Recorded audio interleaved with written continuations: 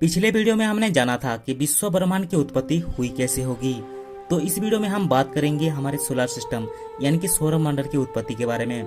तो सौर मंडल की उत्पत्ति के बारे में बात करने से पहले हमें ये जानना बहुत ही आवश्यक है कि हम इंसानों को सोलर सिस्टम के बारे में पता कैसे चला। तो चलिए बात करते हैं सोलर सिस्टम की खोज के बारे में। सौर मंडल की खोज सबसे पहले सन 1543 में निकोलस कोपरनिकस ने की थी। पहले ये माना जाता था कि हमारे सौर मंडल का केंद्र पृथ्वी है, ना कि सूर्य, और सूर्य हमारे पृथ्वी के चारों ओर परिक्रमा कर रही है। पर बाद में निकोलस ने हमें ये बताया कि सूर्य हमारे सौर मंडल का केंद्र है। 17वीं शताब्दी में गालीलियो गालीलेई और जोहान्स केपलर ने हमें एक खोज के दिखाया कि पृथ्वी सूर्य के चारों ओर परिक्रमा कर रही है, ना कि सूर्य पृथ्वी के चारों ओर। बाद में हमारे वैज्ञानिकों ने अन्य ग्रह, उपग्रह, धूमकेतु, उल्का और अन्य क्षुद्र ग्रहों की खोज की। हमने सौरमंडल की खोज के बारे में तो बात कर ली। अब हम बात करेंगे कि सौरमंडल की उत्पत्ति के बारे में। सौरमंडल की उत्पत्ति के बारे में अलग अलग वैज्ञानिकों ने अलग अलग राय दी है।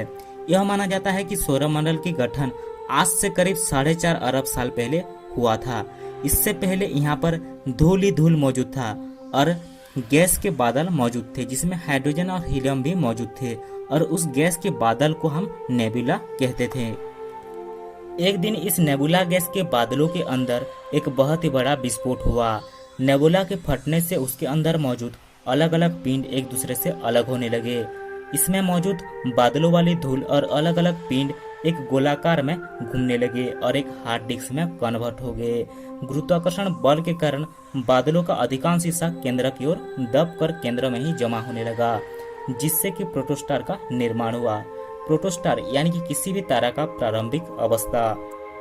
धीरे धीरे न्यूक्लियर फिजन के कारण प्रोटोस्टार में अधिक ऊष्मा जमा होने लगा और सूर्य का निर्माण हुआ। डिस्क में मौजूद अलग अलग पिंड बहुत तेजी से घूमने लगे और वो आपस में टकराने लगे। उसमें से कुछ आपस में टकराकर इतने बड़े हो गए कि उनका खुद का गुरुत्वाकर्षण बल उनको गोल का आकार दे गया, और यह ग्रह, बोना ग्रह और बड़े बड़े चंद्रमा बन गए।